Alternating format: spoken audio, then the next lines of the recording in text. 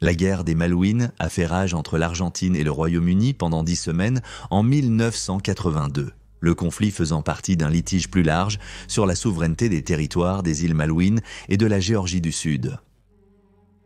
La bataille difficile a conduit à un total de 1137 victimes pour les Britanniques, dont 107 capturés, tandis que les Argentins ont subi 13 619 victimes, dont plus de 11 000 capturés.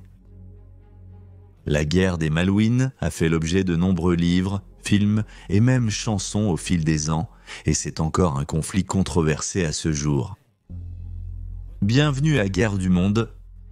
Au moment de la guerre, en 1982, le différend entre l'Argentine et le Royaume-Uni pour la souveraineté des Malouines durait depuis des décennies.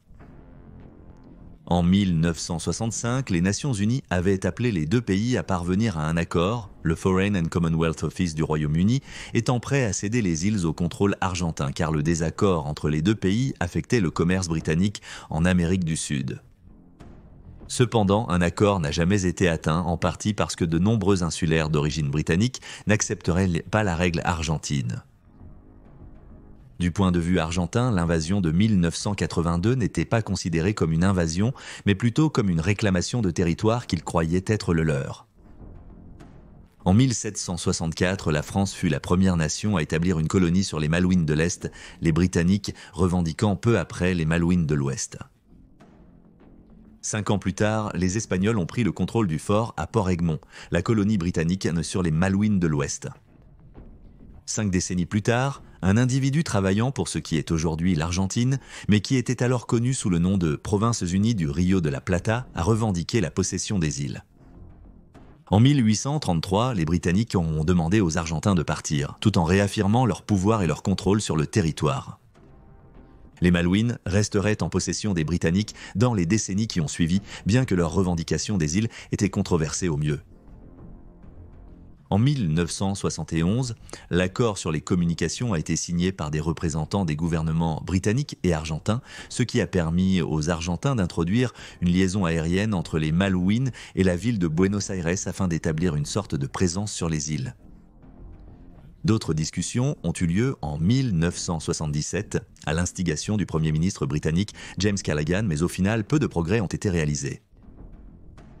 En 1979, une élection générale a conduit le Parti conservateur au pouvoir au Royaume-Uni. L'année suivante, le nouveau ministre britannique des Affaires étrangères, Nicholas Ridley, a visité les Malouines et a tenté de vendre aux insulaires un système de bail, mais ils n'ont pas été impressionnés et ont refusé son offre.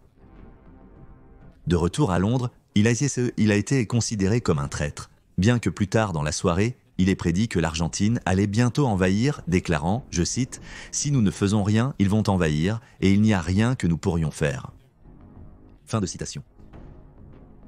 L'Argentine, pour sa part, souffrait de stagnation économique et d'agitation politique à la fin des années 1970 et au début des années 80. Entre mars 1976 et 1981, Jorge Rafael Videla était le 42e président et dictateur du pays. Il est arrivé au pouvoir suite à un coup d'État qui a renversé le gouvernement d'Isabel Perón, et son règne est tristement célèbre pour ses abus réguliers des droits de l'homme et sa mauvaise gestion de l'économie. Une nouvelle junte ou dictature militaire a été mise en place en décembre 1981, dirigée par le général Leopoldo Galtieri, et c'est cette junte oppressive qui a eu l'idée d'envahir les Malouines.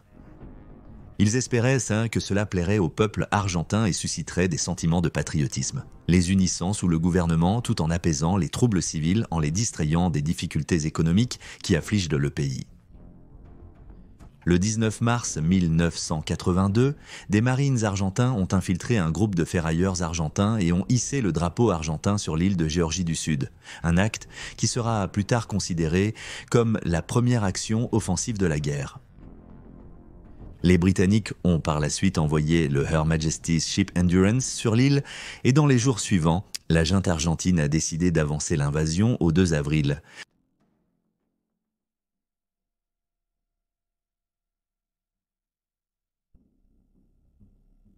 Le 1er avril 1982, le chasseur argentin a lancé l'opération Rosario, au cours de laquelle ils ont déployé des navires de leur marine contenant du matériel, des armes et des véhicules sur les côtes des îles Malouines.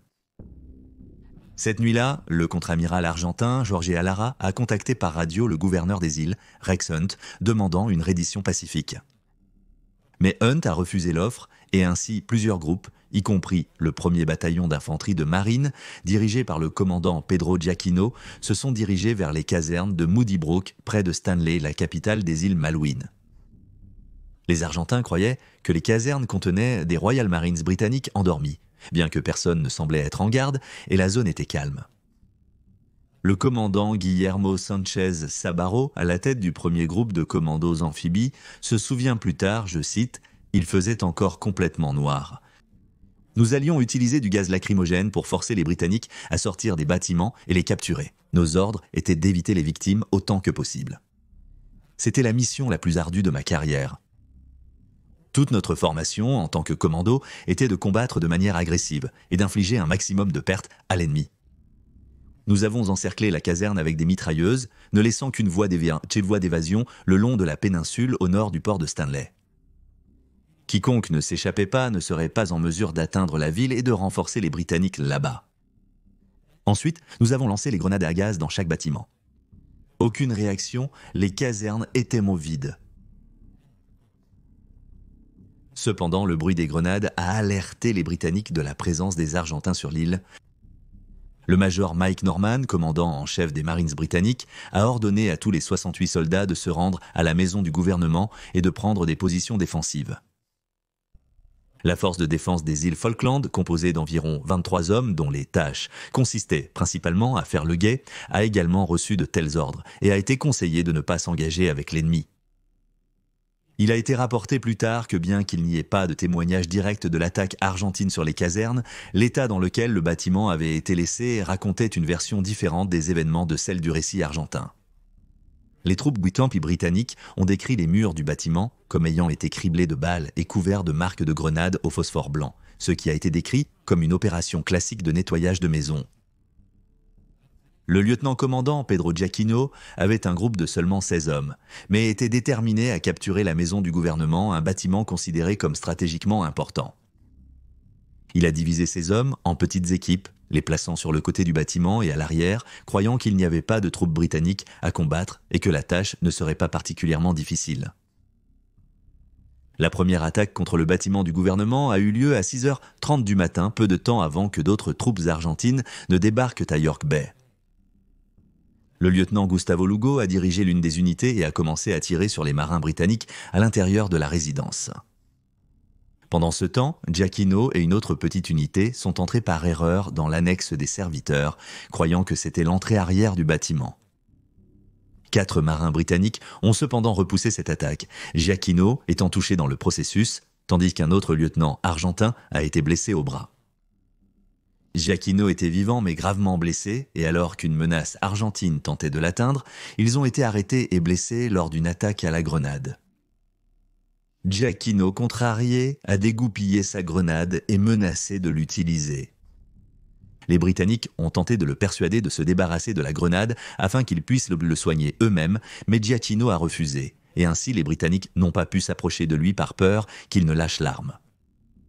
Il a été emmené plus tard à l'hôpital, mais finalement trop tard, et il est mort d'une perte de sang. Pendant ce temps, à l'est de la ville de Stanley, 20 véhicules amphibies d'assaut ont été envoyés de Puerto Belgrano avec 2 compagnies du 2e bataillon d'infanterie de marine et sont arrivés par la baie de York. Le matin du 2 avril, ils ont été engagés par une section de Marines britanniques armée de roquettes anti-chars et de mitrailleuses alors qu'ils se dirigeaient le long de la route de l'aéroport vers Stanley. Le gouverneur Rex Hunt, dans ses mémoires, se souvient qu'un coup direct a arrêté l'Amtrak argentin de tête, écrivant, je cite, « À peu près à ce moment, nous avons reçu la nouvelle encourageante que la section dirigée par le second, de Mike, Bill Trollope, avait mis hors de combat le premier Armored Personnel Carrier. » Ils ont mis une roquette de 84 mm dans les voies et une roquette de 66 mm dans le compartiment des passagers. Ils étaient prêts à tirer sur quiconque sortait, mais personne ne l'a fait. Les Britanniques se sont ensuite retirés le long de la rue Davis, tandis que les marins argentins les poursuivaient à travers la zone résidentielle. Les Britanniques avaient du mal à atteindre la maison du gouvernement malgré leurs efforts. selon The Falklands War The Full Story par l'équipe Inside du Sunday Times. Les Marines, maintenant au nombre de 16, ont décidé d'essayer de contourner la crête où les Argentins étaient peu positionnés, puis de charger vers la maison du gouvernement en espérant surprendre l'ennemi. Mais alors qu'ils se déplaçaient aux abords de la ville, ils étaient pris pour cible à chaque coin de rue, et le feu était finalement si intense qu'ils ont dû abandonner leur plan. Cependant, le caporal Lou Armour n'a pas été dissuadé et a décidé d'essayer une fois de plus d'atteindre la maison du gouvernement, menant ses hommes à travers un terrain de football avant de ramper sous la haie dans les jardins autour du bâtiment. Il a déclaré plus tard, je cite, « J'ai eu une bataille en mouvement avec un groupe d'Argentins dans des véhicules blindés qui me poursuivaient, moi et ma section, en direction de Stanley. Arrivés à la maison du gouvernement, nous étions sous le feu provenant de 3 directions. Les Argentins qui attaquaient la maison, à la fois derrière et devant, et nos propres gars qui étaient dans la maison et pensaient que nous étions une autre équipe d'enlèvement argentine essayant d'entrer. C'était donc un peu tendu, et un Argentin a été tué ce jour-là et quelques autres blessés. Les troupes britanniques étaient enfin parvenues à l'intérieur de la maison du gouvernement. Cependant, près du port de Stanley, d'autres troupes et véhicules argentins arrivaient, et plus loin, les Marines britanniques ont tenté de les repousser, l'un d'eux tirant un obus anti-char dans le flanc d'un engin de débarquement de personnel, ce que les Britanniques ont affirmé avoir tué tous ceux à bord. De retour à la maison du gouvernement, la situation semblait désespérée pour les Britanniques, croyant à tort que les troupes argentines étaient de plus nombreuses qu'en réalité. On croyait que les grenades assourdissantes argentines étaient des grenades à fusil à haute explosivité, et leur tactique de mouvement constant a également contribué à cette croyance inexacte. En réalité, seule une douzaine d'hommes entouraient la maison. Le gouverneur Rex Hunt a déclaré lors d'un appel téléphonique « Nous restons ici, mais nous sommes coincés. Nous ne pouvons pas bouger. Environ 200 personnes nous entourent à présent. Ils nous ont lancé des grenades à fusil et peut-être des mortiers, je ne suis pas sûr. Ils sont arrivés très rapidement et très près, puis ils se sont retirés. Peut-être qu'ils attendent que les véhicules de l'avant blindé arrivent et ils pensent qu'ils auront moins de pertes de cette façon. » À l'extérieur, 2 tireurs d'élite ont abattu des troupes argentines alors qu'elles essayaient de se disperser sur la colline qui surplombait le bâtiment. Vers 7h30 du matin, la police locale est intervenue lorsqu'il a été découvert qu'un civil était allé travailler à la maison du gouvernement sans être au courant de la violence en cours. Environ 1 heure plus tard, Hunt a décidé de contacter les commandants argentins à la recherche d'une solution car il avait été averti par le major Norman que, je cite, « Notre défense serait déterminée, implacable, mais serait relativement de courte durée », fin de citation. Le liaison argentin était Héctor Gilbert, le chef de la compagnie aérienne du gouvernement argentin Líneas Aéreas del Estado. Gilbert, Kobediotosia, Toditobadzia, Yejidogia, accompagné d'un adjoint du gouverneur, a arboré un drapeau blanc après s'être rendu au quartier général argentin, et un cessez-le-feu temporaire a été mis en place. Le commandant argentin a par la suite accepté une rencontre en tête-à-tête avec Hunt dans son bureau, et malgré les conseils selon lesquels lui et les Royal Marines pourraient ne s'échapper dans la campagne et établir un gouvernement ailleurs, Hunt a cédé, acceptant de se rendre au vice-amiral Carlos Bouza et aux forces argentines vers 9h30 du matin. Hunt a plus tard rappelé dans ses mémoires, je cite, « Avec un cœur lourd, je me suis tourné vers Mike et lui ai dit de donner l'ordre de déposer les armes. Je ne pouvais me résoudre à utiliser le mot « capituler ». Le visage de Mike était un mélange de soulagement et d'angoisse. Ce n'était pas dans sa formation de capituler, mais son bon sens lui disait qu'il n'y avait pas vraiment d'alternative, fin de citation. Il croyait que les Britanniques étaient en désavantage tactique et étaient largement surpassés en nombre, et se rendit à Stanley Hall, le quartier général des commandants argentins vêtu de son uniforme de parade complet. Selon les rapports, dans un dernier acte de défi, il a dit à Busser, citation, « Vous avez débarqué illégalement sur le territoire britannique et je vous ordonne de vous retirer, vous et vos troupes, immédiatement. » Fin de citation. Busset a répondu en riant. Hunt a ensuite été malmené et sa médaille volée avant d'être placé en détention. Quelques heures après, il a été transféré par avion à Montevideo en Uruguay. Il a été renvoyé en Angleterre et a passé la guerre à vivre à Londres.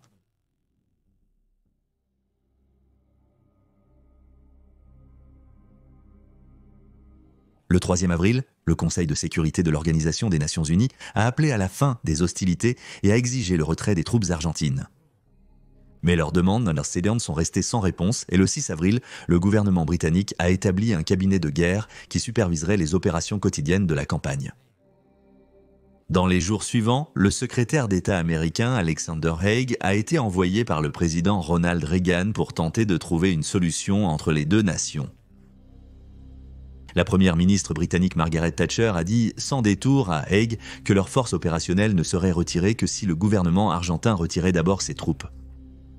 Cependant, les commandants argentins étaient tout aussi inébranlables, affirmant que la souveraineté était un élément non négociable et qu'aucune discussion ne serait possible sans cela.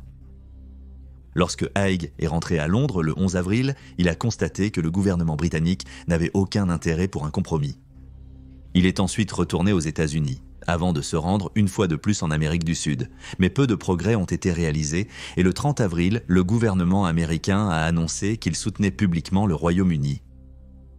La force opérationnelle britannique envoyée aux îles Malouines était composée de 127 navires ainsi que de 2 porte-avions, du sous-marin le Her Majesty's Ship Conqueror et de 2 paquebots transportant les brigades du 3e Commando et de la 5e Infanterie. De plus, la Royal Air Force a établi une base aérienne sur l'île de l'Ascension, un autre territoire britannique d'outre-mer, équipé d'avions de ravitaillement, de bombardiers et d'avions de chasse. Mi-avril, 2 forces opérationnelles navales britanniques ont été déployées, l'une sur l'île pour se préparer et l'autre en Géorgie du Sud pour reprendre le territoire. L'opération Paroquette était le nom donné à l'opération de reconquête de la Géorgie du Sud et impliquait des Marines du 42 Commando, une unité du Special Air Service et une équipe de reconnaissance composée de membres du Special Boat Service. En tout, 240 troupes faisaient partie de l'opération, commandée par le Major Guy Sheridan. Le Her Majesty's Ship Conqueror fut le premier à arriver aux Malouines le 19 avril et 2 jours plus tard, les troupes du Special Air Service et du Special Boat Service commencèrent à débarquer en périphérie de la Géorgie du Sud, mais leur mission d'établir un poste d'observation fut rapidement interrompue lorsque 2 hélicoptères se sont écrasés en raison de conditions météorologiques difficiles. Le 24 avril, les Britanniques se sont rassemblés pour redémarrer leur mission. Mais le lendemain, un sous-marin argentin, l'Armada de la República Argentina Santa Fe, a été repéré à la surface par un hélicoptère britannique, amenant de nombreux navires britanniques à envoyer des avions pour attaquer le sous-marin. Le Santa Fe a finalement été si gravement endommagé qu'il n'a pas pu plonger et l'équipage a donc dû l'abandonner. Le Major Sheridan a ensuite rassemblé ses 76 hommes et est allé affronter les forces argentines sur l'île. Aidés par une démonstration de 2 navires de la Royal Navy, les Britanniques ont regardé les 190 troupes argentines se rendre sans aucune résistance. La Géorgie du Sud était à nouveau sous contrôle britannique.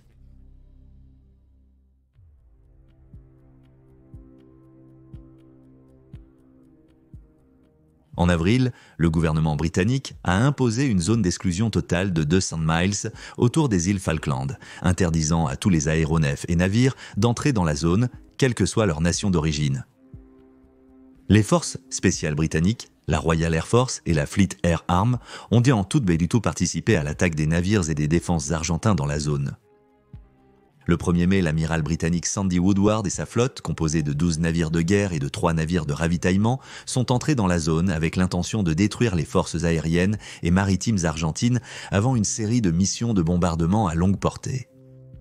Cette opération était appelée Opération Black Book.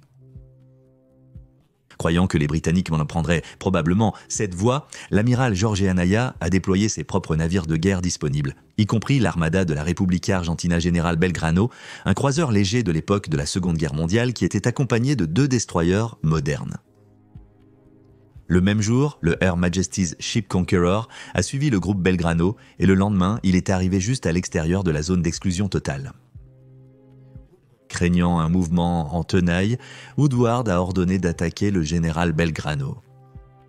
Sans qu'il le sache, l'autre navire dont il avait connaissance n'avait pas pu lancer ses avions. Le cabinet de guerre à Londres a donné le feu vert à l'assaut de Woodward et le général Belgrano a ensuite été touché par 2 torpilles, tuant 320 et un membre d'équipage et 2 civils. Le navire a coulé 1 heure plus tard et plus de 700 personnes ont été secourues le lendemain après avoir dérivé dans des conditions maritimes difficiles pendant jusqu'à 30 heures.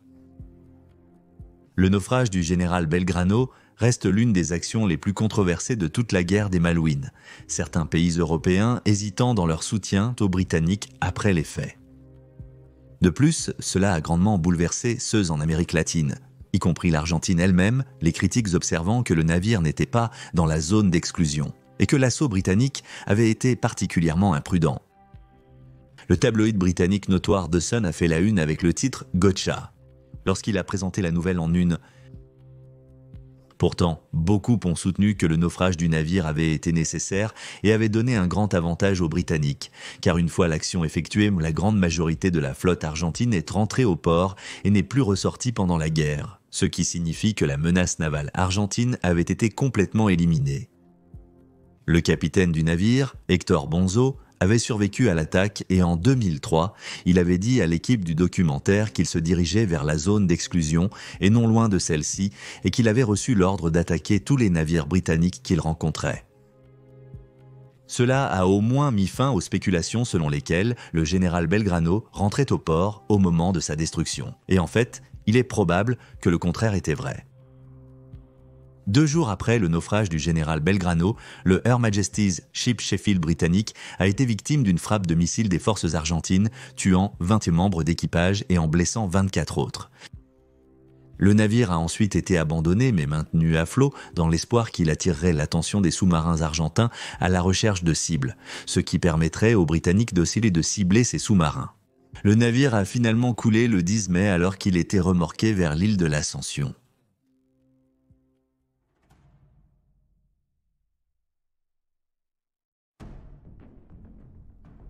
Au cours des semaines précédentes de conflit, les Argentins ont perdu environ 20 à 30% de leurs avions, ce qui est devenu évident lorsqu'ils ont réalisé qu'ils étaient incapables d'empêcher adéquatement les Britanniques de débarquer sur les îles.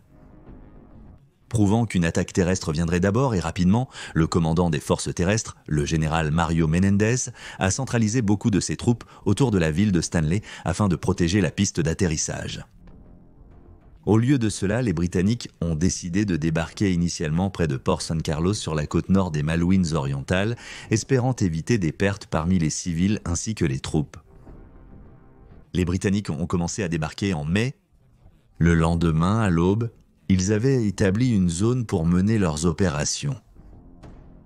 La première et la plus longue bataille de la guerre a été la bataille de Goose Green, qui a commencé le 28 mai, une semaine après le débarquement des Britanniques. Le hameau de Goose Green était l'un des plusieurs points clés des îles Falkland qui devaient être capturés à des fins stratégiques, mais c'était un mouvement quelque peu controversé. Le commandant des forces terrestres britanniques, le brigadier Julian Thompson, était sous pression pour produire des résultats rapides par le gouvernement, et il croyait que s'embourber dans ces petits différends interférerait avec leur plan pour affronter la direction argentine à Stanley. Les conseillers militaires ont aussi affirmé que négliger Goose Green pourrait mener à un résultat plus favorable pour les forces britanniques en évitant pertes et blessures. Mais malgré tout cela, la décision a été prise de reprendre le hameau, défendu par le lieutenant-colonel argentin Italo Piaggi et ses 1200 hommes qui étaient de bien retranchés et bien équipés avec des mortiers et un soutien d'artillerie. Pendant ce temps, l'équipe britannique Tupara a été envoyée pour capturer le hameau et était composée d'environ la moitié autant de troupes. Cependant, les dirigeants britanniques étaient confiants dans les capacités et l'expérience de leurs hommes et croyaient que l'élément de surprise les aiderait à remporter la bataille.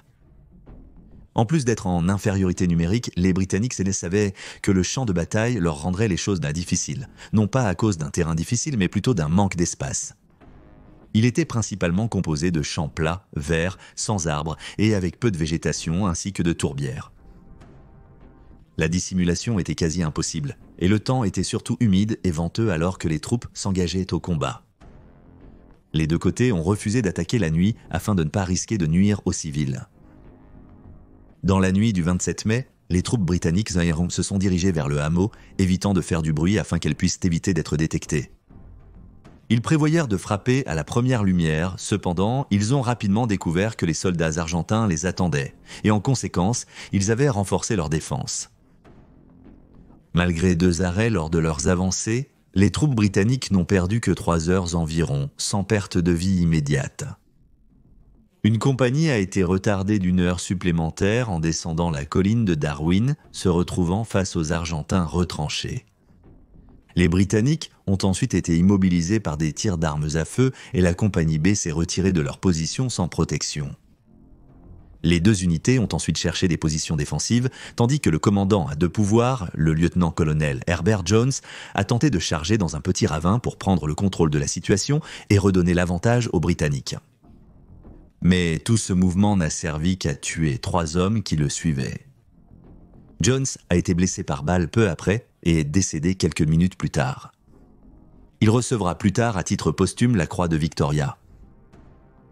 Au cours des 5 heures qui suivirent, les combats s'intensifièrent entre les 2 camps et les Britanniques commencèrent à manquer de munitions. La compagnie A a finalement vaincu les défenseurs de la colline de Darwin, sécurisant la zone juste après 13 heures. Ils se sont ensuite dirigés vers la colline de Boca, où les défenseurs argentins se sont rendus, mais l'opération n'était pas encore terminée. La bataille de Goose Green a duré 40 heures et a vu la perte de 17 soldats britanniques et 47 soldats argentins, dont le sergent Sergio Ismael Garcia, qui a couvert seul ses hommes alors qu'il se retirait dans la piste Darwin-Goose Green pour échapper. Il a reçu à titre posthume la médaille de la nation argentine pour la valeur au combat. À un moment donné, des renforts argentins ont été déployés, mais un tir d'artillerie lourd de la part des Britanniques les a forcés à fuir la zone, certains s'échappant sur l'hélicoptère même qui les avait récemment déposés en position. Le major Keeble, à la tête du 2e régiment de parachutistes, après la mort du lieutenant-colonel Jones, et ses hommes avaient encerclé la position argentine, sans l'avoir encore capturée. Ces hommes, étant à court de provisions, ils se demandaient si les troupes argentines se rendraient simplement, sachant qu'il ne leur restait nulle part où aller. Bien qu'il ait préparé un plan de secours qui impliquait l'appel à des hélicoptères et à d'autres moyens de feu au cas où l'opposition ne se rendrait pas, au final, Keeble n'a jamais eu à l'utiliser. Le matin du 29 mai, les forces argentines à Goose Green se sont officiellement rendues et ont été faites prisonnières. Une autre zone importante à être saisie par les Britanniques était le mont Kent, une colline sur les îles Malouines, à environ 5 miles à l'ouest de Stanley. Le brigadier Julian Thompson a écrit plus tard que l'absence de troupes britanniques sur la montagne conduirait les patrouilles argentines à attaquer des avions et des troupes vulnérables, notant que de telles gardes auraient, je cite, fait un carton sur les hélicoptères, irrédiques et les troupes vulnérables alors qu'ils sautaient, temporairement désorientés dans l'obscurité. L'opération aurait été un désastre. Fin de citation. Dans la nuit du 29 au 30 mai, le commandant argentin André Ferreiro et ses hommes sont tombés sur une unité du Special Air Service britannique sur le flanc de la colline. L'engagement subséquent a conduit à la blessure grave d'un soldat argentin et à l'abandon de nombreux équipements. 2 soldats du Special Air Service ont également été blessés dans l'escarmouche, mais l'unité a sécurisé la colline et établi une présence. Des renforts de Royal Marine et la 7e batterie Sphinx du 29e régiment de commando de l'artillerie royale ont tous 2 été envoyés en hélicoptère pour maintenir le mont Kent en sécurité, mais en arrivant sur leur site d'atterrissage, ils ont découvert les éclats de tirs d'armes et d'artillerie illuminant la nuit. Ils ont rapidement découvert qu'une autre bataille se déroulait, impliquant les troupes du Special Air Service qui avaient déjà établi une présence quelques heures plus tôt. Ils avaient repéré des mouvements des Argentins qui tentèrent de quitter la zone. Le bref conflit sur le mont Kent s'est soldé par une victoire britannique, le Special Air Service sécurisant la colline le lendemain.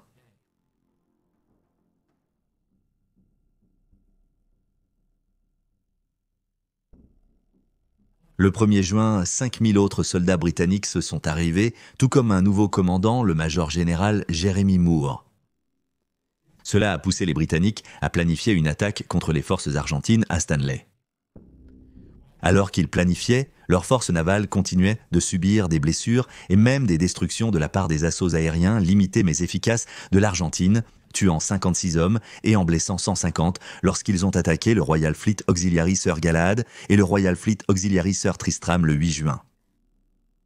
Dans la nuit du 11 juin, après des jours de reconnaissance et de planification stratégique, les Britanniques ont lancé une attaque sur les hauteurs entourant la ville de Stanley qui était fortement défendue par les Argentins. Alors que la marine fournissait des tirs d'artillerie, les troupes au sol de la 3e brigade de commando ont réussi à capturer le mont Longdon, Harriot et la montagne des Deux Sœurs, ruinant ainsi les plans argentins de reprendre les différents points hauts autour de l'île. La bataille du mont Harriot a entraîné la mort de 2 soldats britanniques et de 18 soldats argentins, tandis que le conflit au mont Longdon était peut-être le plus difficile car les troupes britanniques ont dû persévérer à travers des tirs de fusils, de mortiers, d'artillerie et de snipers. Au cours de ce combat, 14 personnes sont mortes lorsque le Her Majesty's Ship, Glamorgan, a été touché par un missile anti-navire français qui avait été pris par des techniciens navals argentins.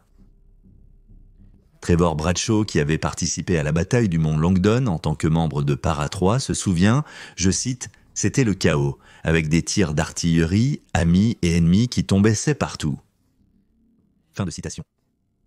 Les deux côtés se sont engagés dans des combats brutaux tout au long de la nuit et ont subi de lourdes pertes en conséquence. Malgré les difficultés, les Britanniques ont triomphé. Le 13 juin, la prochaine phase du plan a été mise en action lorsque 2 paras, aidés par le régiment de cavalerie Blues and Royals, ont pris le contrôle de Wireless Ridge au coût de 3 vies britanniques et 25 vies argentines. Des membres des Scots Guards ont également sécurisé le mont Tumbledown, dans lequel 10 troupes britanniques et 30 troupes argentines ont été tuées. Une fois de plus, les Britanniques avaient triomphé. Avec l'effondrement des défenses autour de Stanley, la résistance argentine à l'intérieur de la ville commençait aussi à faiblir. Une unité de Gurkhas, retardée la nuit d'avant, est arrivée sur le mont William pour trouver les postes argentins abandonnés. Le jour suivant, le 14 juin, un cessez-le-feu a été déclaré et cette nuit-là, Margaret Thatcher a annoncé à la Chambre des communes que des négociations concernant la reddition des troupes argentines étaient en cours.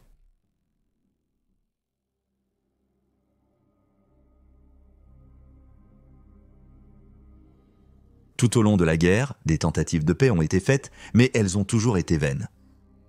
Les Argentins ont rejeté la proposition des Britanniques et inversement. Le secrétaire de l'Organisation des Nations Unies a ensuite proposé, le 18 mai, qu'un administrateur de l'Organisation des Nations Unies supervise le retrait mutuel des 2 troupes. Ensuite, les 2 pays pourraient tenter de parvenir à une sorte d'accord et gouverner les îles avec l'aide des institutions représentatives des îles. Finalement, les Britanniques ont suggéré que les futures négociations sur la souveraineté de l'île soient menées par l'Organisation des Nations Unies, mais les Argentins ont rejeté cette idée. Après la guerre des Malouines, les Britanniques ont repris les îles Sandwich du Sud. La bataille est finie, mais elle a eu un coût. Les Britanniques avaient perdu 255 vies, tandis que 775 autres soldats étaient massés blessés et 107 étaient capturés par les Argentins. Ils ont également perdu de nombreux navires, dont 2 destroyers et un porte-conteneurs, 24 hélicoptères et 10 avions. De plus, 3 civils avaient perdu la vie lors du bombardement de l'île. Cependant, les pertes des Argentins étaient beaucoup plus grandes. 649 personnes ont été tuées, 1657 ont été blessées et plus de 11 300 ont été capturées, bien qu'elles aient été libérées à la fin du conflit. Ils ont également perdu une grande partie de leur équipement, y compris 25 hélicoptères, un sous-marin et 35 avions de chasse. Bien qu'il y ait beaucoup de débats et de controverses autour de la guerre des Malouines, pour Margaret Thatcher et son parti conservateur, cela n'a fait qu'augmenter leur popularité, certains observant que la victoire du pays a été un moment déterminant du mandat du Premier ministre. De plus, le parti conservateur a remporté une victoire écrasante lors des prochaines élections générales, la première fois qu'il avait gagné de cette manière depuis 1945. La guerre elle-même a été fortement soutenue par le public britannique et elle a remonté le moral à une époque où de nombreux citoyens britanniques estimaient que leur pays n'avait plus d'influence dans le monde et que les temps étaient durs en raison du déclin des industries et des difficultés économiques. Cependant, toutes les conséquences n'étaient pas mauvaises. Avec l'échec de la guerre des Malouines à leur actif, le gouvernement Hunter de l'Argentine a commencé à fléchir et en 1983, la démocratie a été rétablie avec une élection générale qui a eu lieu le 30 octobre. Raúl Alfonsín de l'Union civique radicale a remporté l'élection et a servi en tant que 49e président de l'Argentine jusqu'en 1989. Pendant ce temps, ceux qui vivaient sur les îles Malouines ont vu leur pleine citoyenneté britannique restaurée en 1983 et plus de fonds ont été versés dans la région, ce qui signifie que les civils ont bénéficié d'une meilleure qualité de vie et d'une économie stimulée. De plus, une nouvelle constitution a été mise en place en 1985 et à nouveau en 2009, qui a promu des pouvoirs décentralisés aux citoyens des Malouines. Bien que l'engagement ait été bref, ne durant que 10 semaines, c'était un combat acharné. Et pourtant, le débat sur la souveraineté n'a jamais vraiment été résolu. Jusqu'en 1989, l'Argentine et la Grande-Bretagne ont rétabli leurs relations par une déclaration conjointe. L'Argentine maintient sa revendication sur les îles. En 2013, un référendum a vu les insulaires voter en faveur du maintien d'un territoire britannique, mais le gouvernement argentin l'a balayé comme un coup de publicité. Et pour beaucoup, la question reste non résolue.